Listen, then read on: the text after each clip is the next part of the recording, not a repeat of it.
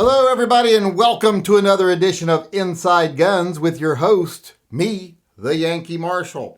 And I'm going to apologize if tonight's show seems a little wonkier than usual. I have had a splitting headache for 2 days. I don't feel too good. I even took Maxalt. Didn't do it. It ain't a migraine. I don't know what it is. But I'm still going to go ahead and do tonight's show because there's something I want to talk about. And it's price gouging. It seems like price gouging has reared its ugly head again, especially with the new Springfield Armory SA-35. If you've been looking for one of these guns, chances are you ain't been able to find one.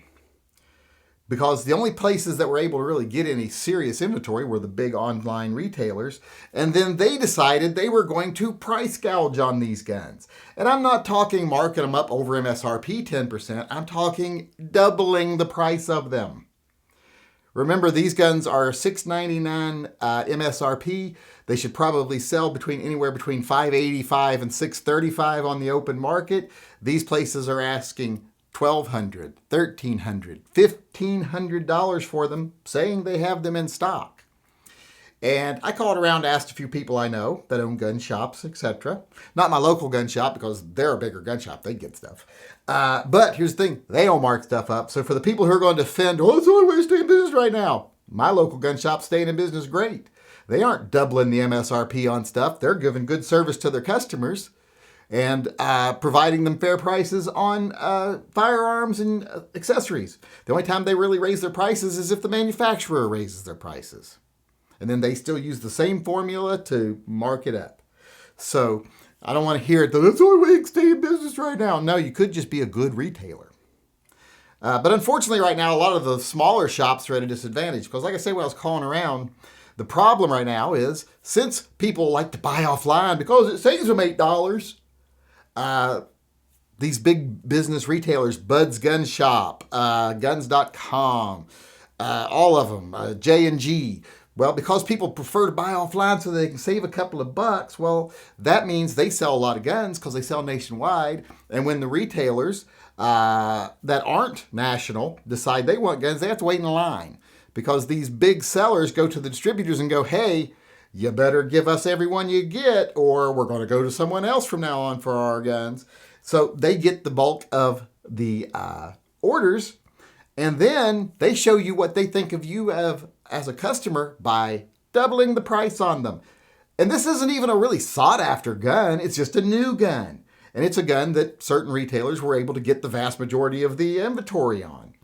And then, like I said, mark them up substantially. Bud's Gun Shop had them, I think it was either $11.99 or $12.99, something in that price range. J&G had them originally for $1,500, although when I checked back later in the day, they'd lowered it to $1,300 because I think they'd gotten some flack on what they had priced it at. Also, another one, Guns.com had them, I believe, for $14.95. Remember, $6.99 MSRP. This is profiteering, price gouging. Now, I'm not going to say a business doesn't have a right to do that because, as long as it's not an emergency situation, as long as it's not, there's been a flood and no one can drink the water, so we're marking up all of our bottled water to $500 a piece, that would be a crime. But no one needs this gun, so they're not really depriving anyone of their safety or any of their rights or anything like that. So I can't say, it's a crime, but it does tell you what they think of you when they try to do this, what they think of you as a customer. Companies that do this, they know they don't care if you ever buy another gun from them. They don't deal in repeat business because they're nationwide. There's a new sucker born every minute. Every time they lose a customer over a bad deal, there's 2 more just finding them. And they count on that. That's why they don't give a shit about you. And marking a gun from $699 up to $1,500, that's disgusting. If you look on some of the listings like gun.deals, you'll see that there's a lot of manufacturers that have this gun listed at the regular price, but they don't have any inventory.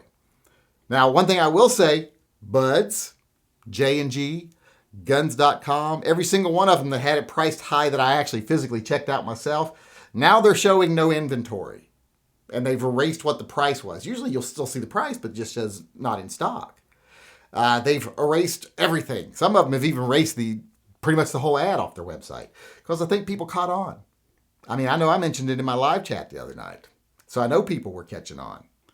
So I have to wonder, did they actually sell all the ones they got at $1,500, or did they tuck their tail between their legs and realize, oh, fuck, there ain't a gun buying frenzy on right now. I just tried to create a situation by controlling the inventory and jacking up the prices where it seemed like there was a run on these guns.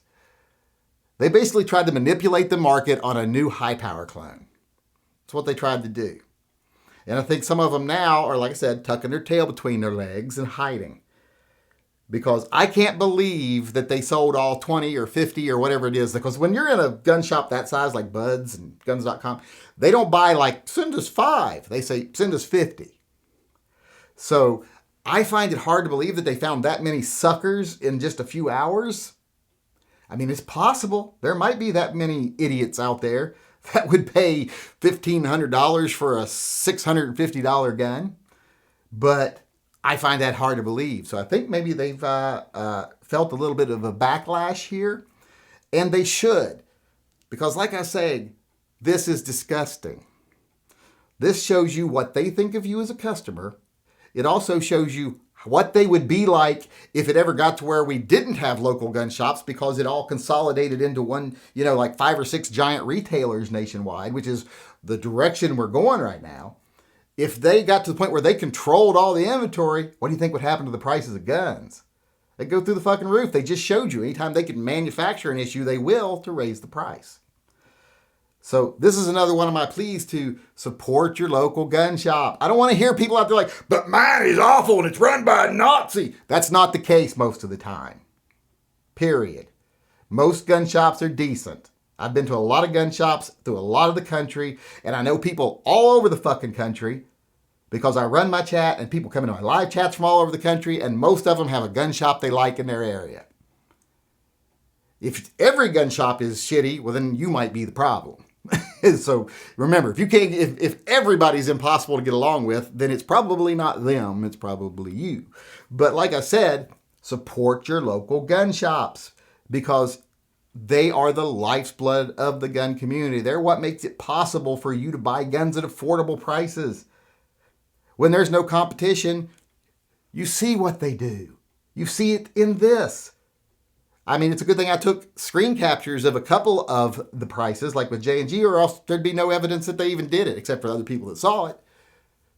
Because they sucked up the inventory, jacked up the prices, tried to create a crisis situation where people were paying premium to get it when there was no reason for any of this. Period. Springfield Armory is making them at the speed they can make them. If it takes a couple of months for them to get into the market, so what? It's a new gun. Who wants to pay double the price for an untested gun? Now, I'm not saying they're going to be bad guns because I have every reason to believe they'll be awesome guns. Springfield Armory has an awesome reputation when it comes to building single action guns. But who would do that? Who would pay twice? So like I say, I find it hard to believe they found that many suckers in that short of a period of time. I think they just got a little backlash, but I think people need to pay attention. Don't go, well, they learned their lesson. No, they didn't. Because if they'd have gotten away with it today, they would have done it again. And if they think they can get away with it tomorrow, they'll do it then. Start paying attention. When someone tells you that they're despicable, believe them. And a lot of these places are showing you they are despicable. And it'd been one thing if they'd have jacked it up to like $899 and there's like, oh, they can't get them produced. So if you want one, you're going to pay a premium to try them. But no, they just immediately sucked up the inventory, jacked the price up to twice and expected you to eat it and hoped that there was enough stupid people out there that would do it. Or they've just decided they're only going to cater to the wealthy that don't care what the prices are. I don't know if there's that many people that are wealthy in the gun community that actually can do that. I can't do that. I mean, maybe your military arms channels, your Guns and Fears, and all those people can. I can't. I don't know about you. They get theirs free anyway, so they don't have to worry about the price. We have to worry about the price. So like I said, when you're looking for guns online, keep that in mind, especially these ones that did you this way. One of the ones I saw that had them listed at normal price was Tombstone Tactical. If you want to buy offline, remember them. Remember Tombstone Tactical. I've bought from them before when I couldn't find something anywhere else. and they did me right, and it looks like they're doing their customers right. They're not jacking the prices up. When I went on gun.deals, these companies that had them listed at high prices, it still showed them at the high prices, but out of stock, except for a couple of them who'd managed to get the ad pulled completely. So if you're going to buy offline, I can't stop you. I would encourage you to buy locally because this is not where we want to head. But if you're going to buy offline, remember the shops that treat you bad, that treat you like your cattle, that treat you like you don't matter, that are more than willing to create a fake situation to take your money. All right, everybody, with that being said, I want to move on here. And I want to remind everyone that we are now starting Toy Guns for Tots 2021. This will be our 4th year doing this. If you're not familiar with what Toy Guns for Tots is, every year there's lots of kids that put in, what they want for Christmas. The wish trees, the unfortunate kids, the foster kids, low-income kids.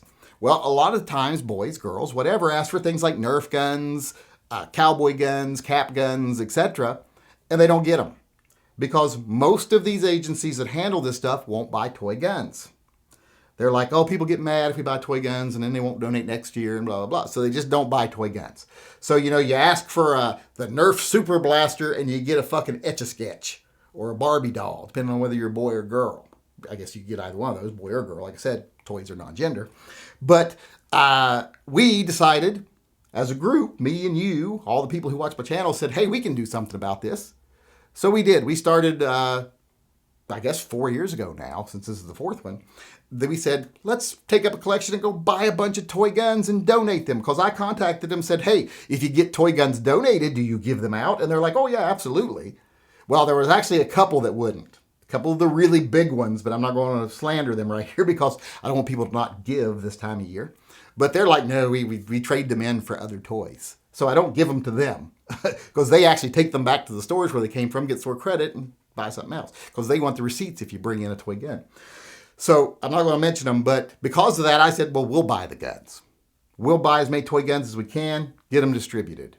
And the first year, like I said, we filled up a few carts with toy guns, made a couple hundred kids happy. Third year, we filled up several carts full of toys, made hundreds and hundreds of kids happy. And last year, we filled a full moving van, a cargo van from floor to ceiling. And because we got so many, I took them to an agency that actually distributes toys across the country because there are agencies that work together because some states like Washington, well, they get 10 times more donations than they need. There's just not that much need and there's way more giving. Now in other places like Alabama is one of the places they send to, Arkansas, there's way more need than there is giving. So instead of like, well, we'll just throw these toys away or give everybody 5 toys here, they ship them to another part of the country and they're given away there. But because they do this, we have to have them turned in the first week of December so that they can actually ship them out. The first time we only got to give them out locally because we waited till middle of December to do it. And they were always like, well, it's too late to get them shipped anywhere else. So starting the fundraising now, and we're going to do it all through the month of November, and then the first week of the 1st of December, we're going to go buy all the toys. Hopefully we'll fill that van and then some. Because the first year I could fit them all in my Jeep. Second year, we had to have the Jeep and the Prius. Third year, we had to rent a cargo van. So I'm hoping this year we have to rent 2 cargo vans. But if you want to donate, go over to tympistolproject.com. There'll be a place there that you can donate to Toy Guns for Tots. Just go ahead and leave your donation right there. You'll donate through PayPal. I will go buy all the toys on the 1st of the month of December. And we will film the whole thing. We always do. If you look back, there's tons of videos. There's 3 from where we went out and we bought everything. You get to see what we bought. If you want to go back and look at those videos, I'll try to put links to those videos in the upper corner of this video so you can go see them. But I want to make this year the biggest year yet. So please go over, donate. It's for a great cause. Like I said, we're going to be trying to buy toy guns for kids who want them. So when they put Nerf blaster or laser tag, like I said, they don't get like, a Kermit the Frog doll. Although I would love to have a stuffed Kermit the Frog, but that's not what they want. So let's not let the left prevent kids from enjoying the joy of toy guns. They were always my favorites when I was a kid, and I know that's the same with a lot of kids now, and it's a shame that just because they're underprivileged, they can't have them. So we're going to do something about that with Toy Guns for Tots, just like we have for the last few years. So join me, come on over, donate, and we'll make this Christmas a very happy one for some little gun lovers out there. All right, with that being said, I am over on the time I wanted to go. So I just want to sign off tonight, say thanks everybody for coming. I hope you enjoyed it. I hope you come back again tomorrow. And until tomorrow, I want everybody out there to remember to always carry and stay safe until I see you again.